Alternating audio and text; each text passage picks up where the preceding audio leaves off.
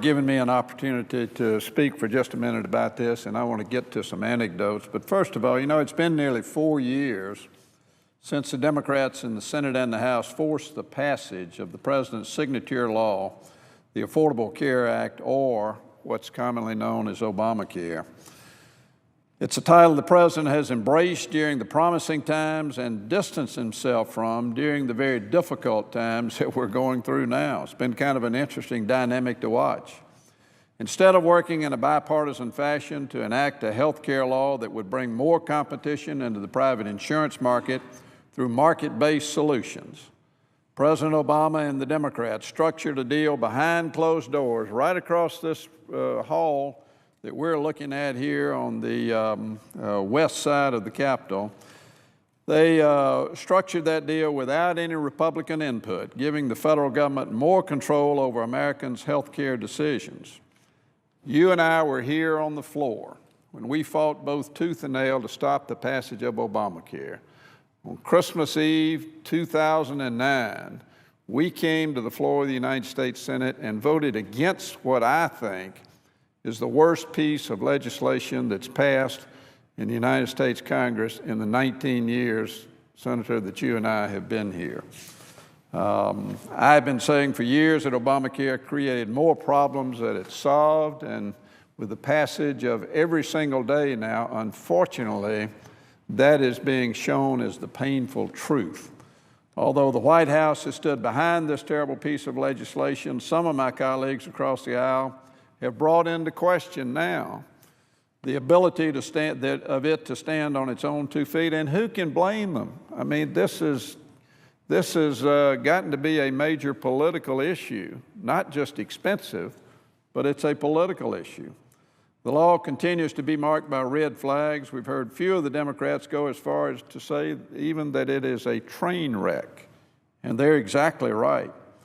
We've heard from the American people as well. They are rightfully upset that they have been repeatedly lied to and misled about this law by the President of the United States.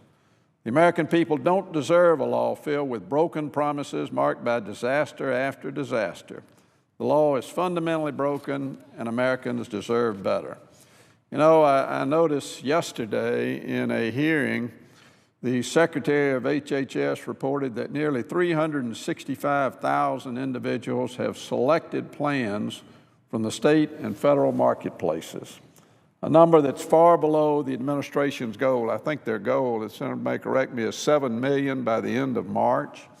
I notice also that the state of Oregon has spent $300 million setting up their exchange, and as of this morning, there were 40 citizens of Oregon had signed up.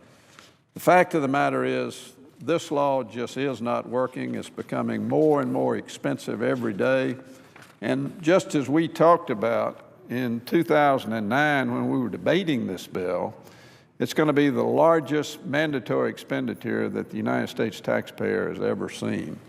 And you're right, I've got a whole book of anecdotes that I want to mention some of.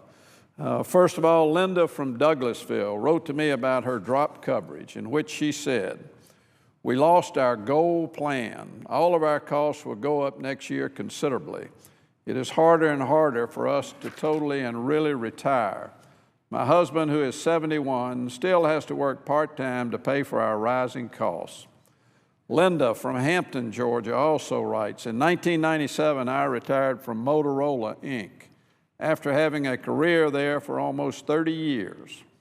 One of my benefits as a retiree was a secondary insurance plan after Medicare that provided coverage for medical and prescriptions.